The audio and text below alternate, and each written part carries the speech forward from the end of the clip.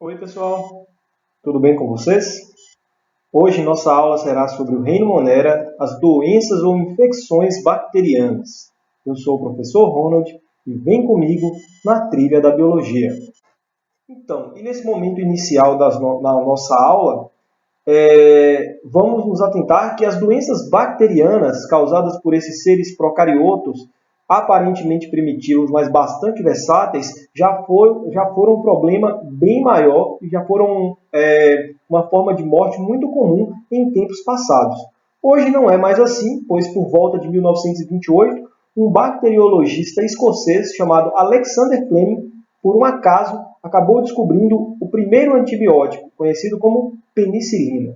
E antibiótico nada mais é do que um medicamento que é capaz de interferir na reprodução das bactérias e na sobrevivência das bactérias, ou seja, matar as bactérias, mas não é capaz de afetar o funcionamento das nossas células. O nosso maior desafio desde 1928 para cá é conseguir novos antibióticos a cada ano para que a gente possa burlar a evolução das bactérias, que acabam ficando resistentes depois de um tempo a determinado antibiótico. Então, todos os anos, cientistas, pesquisadores pesquisam novas substâncias que possam funcionar como antibióticos para que a gente consiga continuar nessa luta contra as bactérias patogênicas, as bactérias causadoras de doenças. E, nesse sentido, eu vou citar aqui algumas doenças bacterianas, mostrando sintomas, mostrando quem é o agente causador, e eu selecionei essas doenças, dentre tantas outras, porque são as que mais aparecem nas questões relacionadas ao reino Monera. E a primeira que eu coloquei aqui se chama cólera. Tá? A cólera é uma doença intestinal causada por uma bactéria chamada de Vibrio cholerae. E a forma de contágio é o consumo de água contaminada ou até mesmo frutos do mar, como mariscos contaminados com essa bactéria. Essa bactéria, o que está sendo mostrado na figura aqui, ó, ela infecta o nosso intestino e lá no intestino faz as nossas células epiteliais do intestino secretarem muito bicarbonato e íon potássio de dentro das células para a luz do intestino e com isso muita água vai para o intestino. E a gente chega a perder muita água nas fezes na forma de diarreia, vômitos, tá? E essa diarreia é bastante aquosa com presença de um muco acinzentado. Então esse sintoma pode ser uma característica da cólera. A cólera é uma doença que está muito relacionada à pobreza e às más condições de saneamento, tá? Que é quando a pessoa não tem um local adequado para defecar e, por isso, através das fezes e do vômito, espalha essas bactérias para que outras pessoas possam se contaminar e contaminar aí os alimentos. Então, atualmente, ela ainda ocorre em regiões da África, do Oriente Médio, da América do Sul. E no Haiti, recentemente, por volta de 2010 até 2017, logo após o terremoto, por causa do agravamento das condições de pobreza e más condições de saneamento nesse país, a gente teve um surto, uma epidemia de cólera nessa região, tá? Gerando esses sintomas principais aí. E um detalhe interessante é que, ao contrário de algumas infecções bacterianas que a gente tem febre, na cólera raramente a gente terá febre. A tuberculose é uma outra doença bacteriana que afeta os pulmões. É uma bactéria, um bacilo. Né? As bactérias têm uns formatos, né? E esse formatinho de alongado, de feijão alongado aqui, ó, é chamada de bacilo. Tá? E essa bactéria causadora da tuberculose, a Mycobacterium tuberculosis, é também chamada, então, de bacilo de Koch. Por isso que eu coloquei esse BK aí, para você lembrar que é esse bacilozinho aí. E a partir da figura de baixo, a gente consegue perceber os principais sintomas dessa bactéria, que pode ser transmitida através do contato com perdigotos, que são gotículas de saliva que saem das nossas bocas enquanto falamos, ou até através de espirro ou tosse, já que tosse, inclusive tosse com sangue, é um dos sintomas dessa doença. Tá? Uma tosse com muco e sangue, onde a gente encontra aí a presença da bactéria. Além disso, a gente tem a febre, a dor no peito por causa dessa tosse prolongada, tá? E persistente, suores noturnos ou sudorese noturna, um cansaço constante e a perda de peso. Mas, graças à ciência, já temos a vacina BCG que ajuda a proteger contra essa doença, que anteriormente aos antibióticos já chegou a matar muita gente na Europa e no Brasil. Temos até alguns livros de autores brasileiros da época que retratam a época do Império, mostrando pessoas morrendo de tuberculose ou pneumonia, tá? E aí mostrando aí que nesse período, por causa da ausência, né, do conhecimento sobre antibióticos, a gente tinha muito mais mortes por essas doenças do que a gente tem hoje, já que dá para fazer o tratamento de tuberculose hoje tomando antibióticos. Outra doença bacteriana, que aqui agora também se manifesta na forma de uma doença sexualmente transmissível, ou melhor dizendo, infecção sexualmente transmissível, é a sífilis, também conhecida como cancro duro, que é causada por essa bactéria da foto de cima, aí, ó, em formato de espiral, uma espiroqueta chamada de Treponema pálido. A forma de contágio, então, como é uma IST, é através das relações sexuais de todo tipo ou até mesmo pelo compartilhamento de agulhas ou seringas infectadas com essa bactéria por uma pessoa que já apresente a doença. E pode ocorrer também a famosa transmissão vertical, que é a transmissão da mãe para o feto, para o filho que ainda está no útero, tá? Então, transmite-se aí da mãe para o feto, a transmissão materno-fetal. E os sintomas dessa doença se manifestam em 3 estágios. O primeiro estágio é uma ferida no órgão genital, ou na região próximo da boca, ou até mesmo do ânus, como essa que está sendo mostrada ali na cabeça, na glande, na cabeça do pênis desse rapaz. Ó, é uma ferida sem dor, ela não causa dor, por isso chamada de cancro duro, não tem dor. Tá? E depois ela regride. Tá? Depois de 1 ou 2 semanas, vai haver a regressão dessa ferida naturalmente.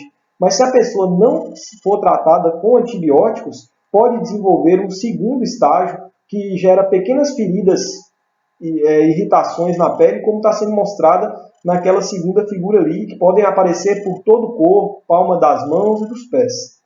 E se ainda assim ela não for tratada, ela pode se curar, né, temporariamente, e depois essa doença volta no terceiro estágio, mais danoso, que pode causar danos neurológicos ou até mesmo cardíacos, não tratou da sífilis. Nos bebês é muito comum, né, aqueles bebês que sofreram a transmissão materno-fetal, é muito comum eles terem problemas de visão, causando cegueira no feto, porque a bactéria vai afetar a formação das estruturas do olho e também da região do sistema nervoso, podendo causar alguma alteração de cunho neurológico no bebê. Tá? O tétano é uma outra doença causada por uma bactéria anaeróbia estrita, o que quer dizer que ela não consegue sobreviver em condições que apresentem oxigênio no ambiente. Tá? E essa bactéria do tétano, ela produz esporos, inclusive, que conseguem sobreviver por vários anos em determinados ambientes, esperando uma condição boa de reprodução. Tá? E como é que você pega isso? Como está mostrando na figura ali, ó, através de aberturas ou feridas na pele e contato com solo contaminado ou com fezes de animais contaminadas. O compartilhamento de agulhas, no caso do uso de drogas, por exemplo, pode ser um motivo aí para você estar contraindo o tétano. Tá? A gente ouve falar então do tétano muitas vezes quando a gente tem aquela situação do prego enferrujado em meio às fezes de animais no curral, justamente porque a presença do ferro próximo às fezes reduz o nível de oxigênio naquela região próximo das fezes e favorece a sobrevivência da Clostridium naquela região. E aí, como você feriu o seu pé ou sua mão ali, né, e sua mão entrou em contato com essa sujeira aí, pode entrar a bactéria Clostridium tetani através do ferimento. E os sintomas da doença estão relacionados ao fato da Clostridium tetani liberar uma toxina tetânica no sistema nervoso que vai gerar contrações involuntárias da musculatura, espasmos musculares, tá? Com presença de febre e sudorese intensa em alguns casos. Tá? Afeta então aí o sistema nervoso, a toxina tetânica. Tá? Mas também tem vacina que a gente toma na infância, tá? E por isso a maioria das pessoas não tem muito problema com tétano. Botulismo. Botulismo é uma doença ligada a alimentos contaminados com Clostridium botulinum, uma parente da Clostridium tetani, também anaeróbia restrita, por isso ela gosta aí de alimentos enlatados, mal conservados ou latas amassadas, tá? Onde ela pode se proliferar, tá? Por causa desse mau acondicionamento desse alimento enlatado numa latinha que tem pouco oxigênio, ela pode se proliferar e pode causar uns sintomas como pálpebras caídas, boca seca, dificuldade de engolir, dificuldade de focalizar os objetos com o olho, náuseas, vômito e diarreia, e pode evoluir para casos mais graves com parada cardiorrespiratória, pois essa toxina botulínica que essa bactéria libera nos alimentos pode nos contaminar e gerar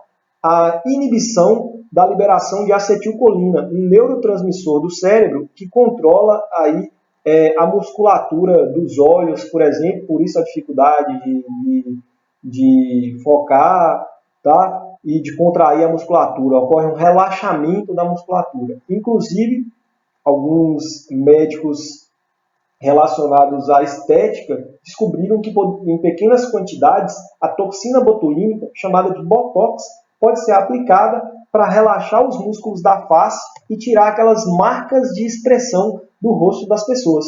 Por isso, hoje, existe um uso terapêutico da toxina botulínica, tá? Só que em excesso pode gerar problemas graves nas pessoas. Então, tem que se ter muito cuidado aí com esse uso terapêutico da toxina botulínica. Além do botulismo, outra doença bacteriana que a gente ouve muito falar nas provas é a leptospirose, que todo mundo conhece como a doença do rato. Porque os roedores normalmente são reservatórios dessas bactérias, as Leptospira interrogans, essa espiroqueta, né, essa bactéria em formato de espiral que a gente está vendo ali no canto da figura. E como essa bactéria fica alojada nos rins dos ratos, cachorros e outros roedores, tá? Ao eles fazerem xixi, pode acontecer dessa bactéria sair no xixi deles e infectar alimentos, infectar o solo, infectar a água. E aí, o que acontece? Normalmente, onde a gente tem o rato, e depois que tem enchentes, por exemplo, a gente pode estar entrando em contato com esse xixi do rato que estava lá no esgoto, mas que subiu junto com a enchente, e essa bactéria pode entrar ativamente pela pele, ou seja, não precisa nem de ferida para ela conseguir entrar para o nosso corpo. Ela consegue entrar ativamente, pode causar sintomas como febre, dores musculares, diarreias, calafrios e os olhos avermelhados. São alguns dos sintomas relacionados à leptospirose. Mas em casos, ela costuma regredir com 4 dias. Na maioria das pessoas, com 4 dias, esses sintomas desaparecem e a pessoa pode se curar. Em casos mais graves, ela pode reaparecer mais forte, causando hemorragias, problemas renais e até o coma da pessoa. Então, assim, dependendo da situação, pode se manifestar de uma maneira mais branda ou de uma maneira mais grave. Lembrando que essas doenças, como a leptospirose, tem cura, é só usar antibiótico, tá? Que a gente, indo no médico, identificando que a leptospira está no corpo, dá para a gente usar antibiótico e tentar conter esses sintomas aí.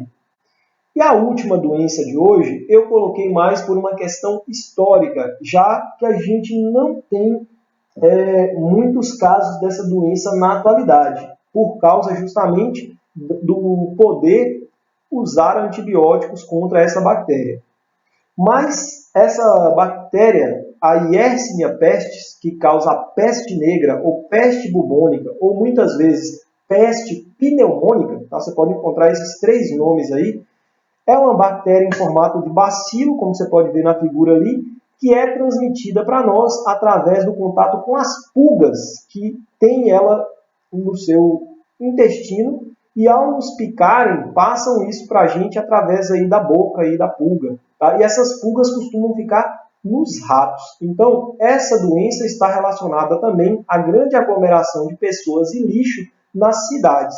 E aconteceu que na época conhecida como Idade Média, no século XIV, essa doença se alastrou, tá, pela Europa e pelo mundo, chegando a matar 50 milhões de pessoas, justamente porque nessa época, no século XIV, a gente ainda não tinha a ajuda dos antibióticos contra a proliferação de bactérias no nosso corpo. Em alguns casos, quando a contaminação das pessoas já estava muito grande nessas regiões, as pessoas desenvolviam a peste pneumônica, que afetava o pulmão, e elas podiam, através das gotículas de saliva, da tosse ou do espirro, também transmitir essa bactéria. Era mais raro, mas também poderia acontecer assim, através das gotículas de saliva.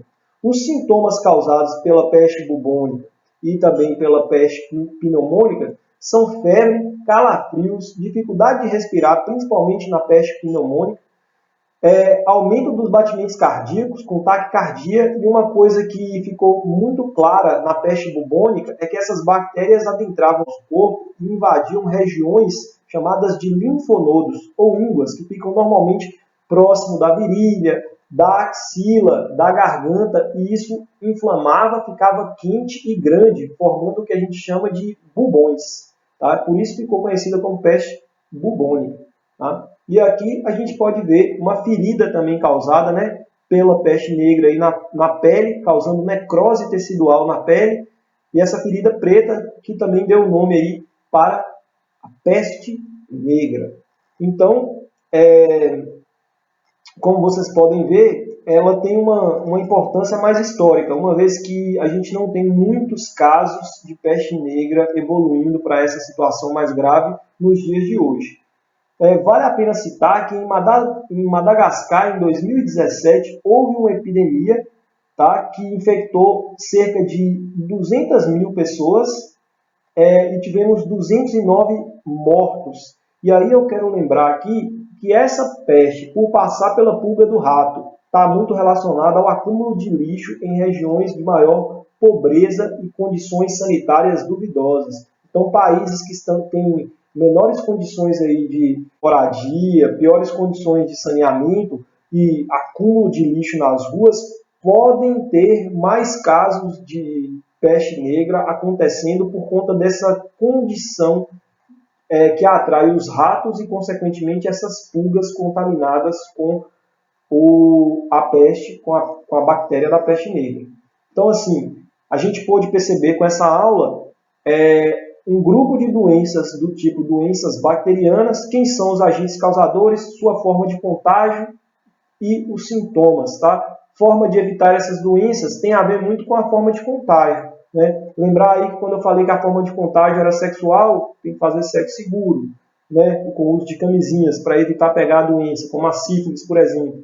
Quando, como na tuberculose, se espalha por gotículas de saliva, estar longe dessas pessoas, como a gente está fazendo agora com relação ao vírus, né, o coronavírus, também é uma medida eficaz contra essas bactérias que se espalham por gotículas de saliva. Tá? E aí é só pensar nisso aí para conseguir resolver a maior parte das questões relacionadas a doenças bacterianas. Nesse momento da aula, eu gostaria que você fizesse um jogo rápido comigo aqui com algumas questões do Enem de diversas datas que abordavam a questão dessas doenças bacterianas. Então eu peço que você pause o vídeo, leia a questão, tente resolver e depois dê continuidade ao vídeo para que você possa ver a minha resolução. E a primeira questão que nós temos aqui é uma questão do Enem de 2012. Medidas de saneamento básico são fundamentais no processo de promoção de saúde e qualidade de vida da população. Muitas vezes, a falta de saneamento está relacionada com o aparecimento de várias doenças, e nesse contexto, um paciente dá entrada em um pronto atendimento relatando que há 30 dias teve contato com águas de enchente. Ainda informa que nessa localidade não há rede de esgoto e drenagem de águas pluviais, e que a coleta de lixo é inadequada. Ele apresenta os seguintes sintomas: febre, dor de cabeça e dores musculares. Então a gente vai tentar aqui relacionar essa situação socioeconômica aqui com a ideia das águas de enchente, o acúmulo de lixo, tá? E tentar lembrar qual doença que tem relação com isso. Tá? E relacionar aí também a esses sintomas, né? Febre, dor de cabeça e, sobretudo, dores musculares. Para tentar achar qual é a doença relacionada. A gente pode também fazer por exclusão. Por exemplo, a difteria ou croup é uma doença causada pela bactéria Corynebacterium diphtheriae, que a gente pega através de secreções nasais de pessoas doentes, pois a difteria causa feridas branco-acinzentadas rodeadas de pus na região das amígdalas, ali no fundo da garganta, na laringe, né, que é o fundo da garganta também, e no nariz. E aí a pessoa que está infectada pode passar as bactérias através da secreção de tosse, secreção da saliva ali, de uma pessoa para outra. Então, não tem a ver aí com água de enchente, com lixo, né, nem com essas condições aí de falta de esgoto, de encanamento para o esgoto, que está mostrando na questão. Então, não ia marcar difteria. O botulismo é causado pela bactéria botulínica e é uma infecção relacionada a alimentos contaminados enlatados. Também não tem a ver com enchentes, nem com o que está falando no enunciado. A tuberculose é uma doença causada lá pelo bacilo de Koch. A gente falou no vídeo passado, na parte mais anterior do vídeo, sobre essa doença, e é uma doença de transmissão aérea, né, através de perdigotos, aí, gotas de saliva, assim como a difteria. Né, só que a tuberculose afeta os pulmões.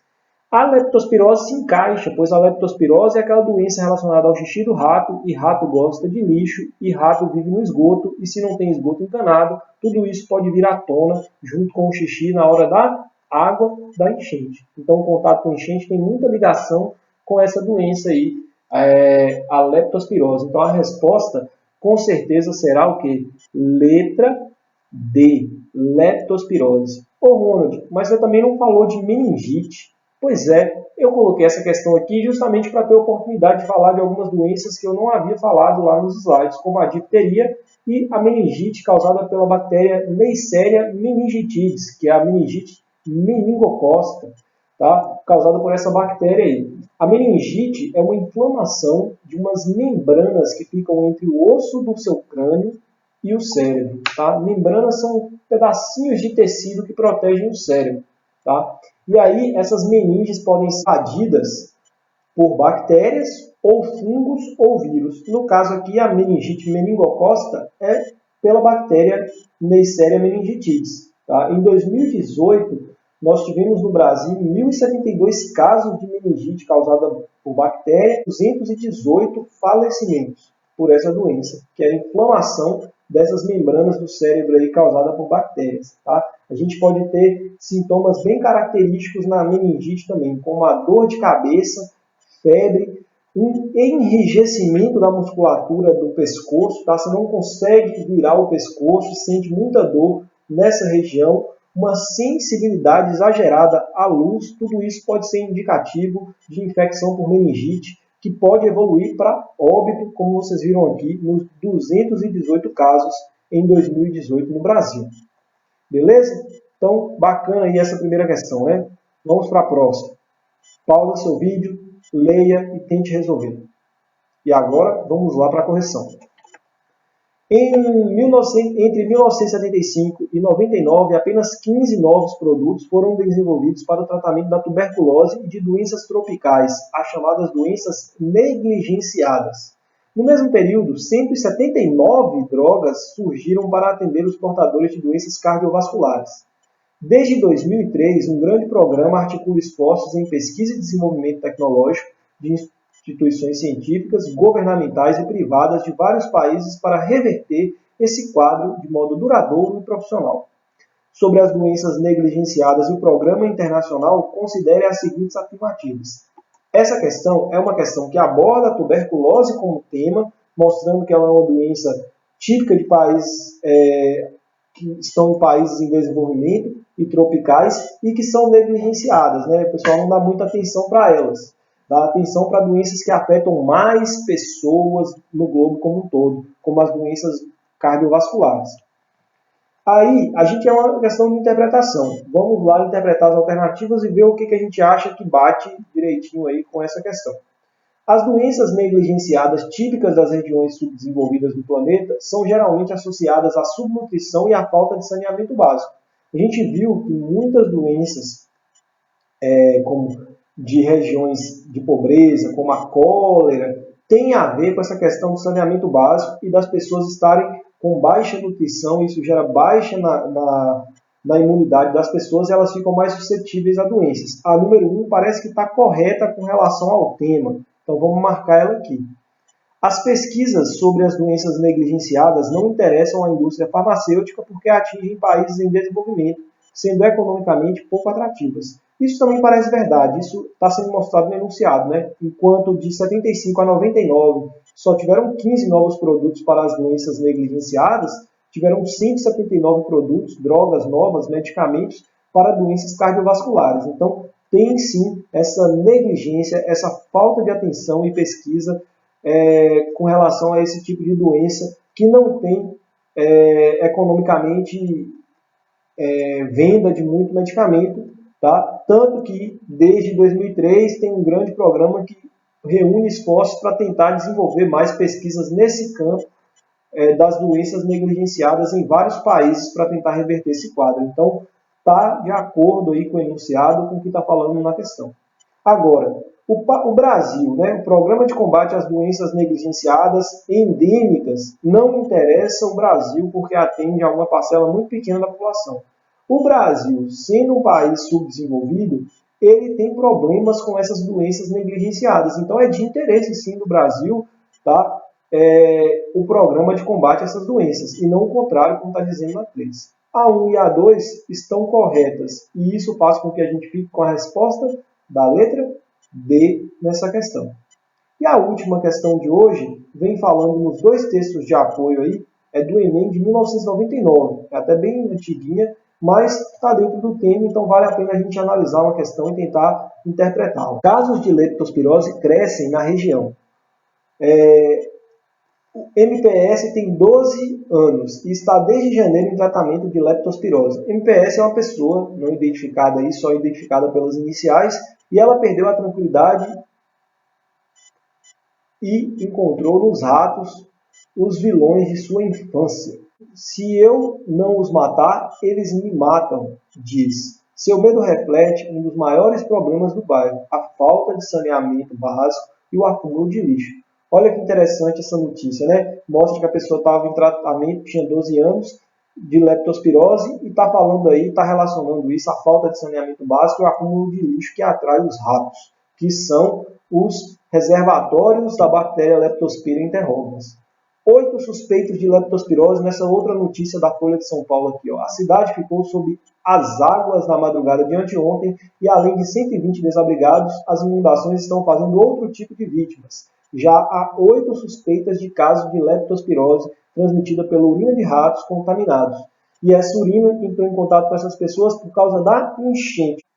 E as pessoas que entraram em contato com essa água acabaram entrando em contato com a bactéria. Aí a gente vai aqui para a outra parte da questão, né? A parte final. Mostra aí 4 eventos que aconteceram com essas pessoas e quer saber a sequência correta desses 4 fatos verdadeiros. Tá? Então aí que a gente tem 4 fatos que condizem com a sequência dos fatos que relacionam corretamente a leptospirose, o lixo, as enchentes e os roedores. Então a gente vai olhar a sequência. Vamos lá. Quando ocorre uma enchente, as águas espalham, além do lixo acumulado, todos os dejetos dos animais que ali vivem. Um acúmulo de lixo cria um ambiente propício para a proliferação de ratos. Parece que a 2 vem antes da 1, né? Primeiro tem que ter os ratos com o lixo e depois a enchente para trazer o xixi até a gente.